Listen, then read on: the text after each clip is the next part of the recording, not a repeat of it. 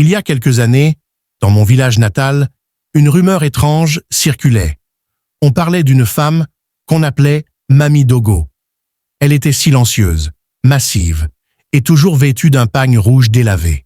Elle ne parlait à personne, mais tous les lundis et jeudis, elle venait au marché avec une marmite énorme remplie de sauce et de viande fumante.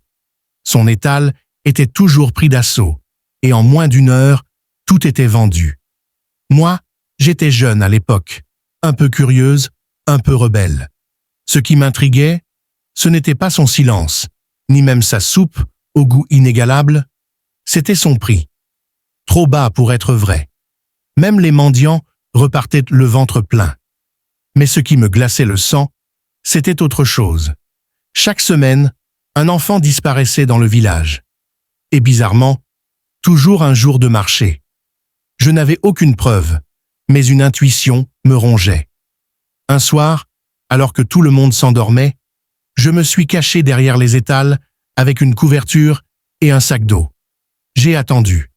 Quand la dernière torche s'est éteinte, j'ai vu Mamie Dogo passer, sa marmite vide sur la tête. Elle ne prenait pas la route du retour, non. Elle marchait lentement, vers la vieille colline, celle que les anciens disaient maudite. Je l'ai suivie, pieds nus, pour ne pas faire de bruit. Le sentier était sombre, bordé de pierres étranges. Mon cœur battait si fort que j'avais peur qu'elle m'entende.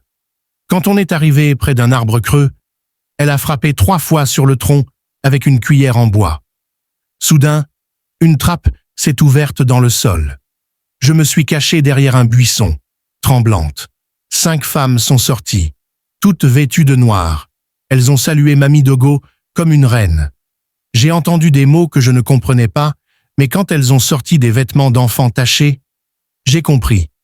Ce n'était pas de la viande de bœuf ou de chèvre qu'elles servaient, mais de la chair humaine. Mon estomac s'est retourné. Une brindille a craqué sous mon pied. Elles se sont toutes tournées vers moi. Leurs yeux, vides, noirs, comme aspirants. J'ai couru sans regarder derrière moi. Quand je suis arrivé au village, couverte de sueur, je suis allé droit chez le chef. Personne ne voulait me croire. Une enfant, une orpheline, accusant la plus populaire des cuisinières du marché, mais j'ai insisté, supplié. Finalement, le chef a envoyé des hommes armés avec moi pour retrouver l'endroit. Quand on est arrivé, elles étaient encore là. Elles ont tenté de fuir, mais on les a attrapées. Ce qu'on a découvert dans leur repère a glacé le sang du plus courageux des guerriers. Des os, des vêtements, des noms gravés dans la pierre. Ce jour-là, notre village a compris que le mal peut se cacher derrière un sourire silencieux et un plat bien cuisiné. Mamie Dogo et ses complices ont été punis.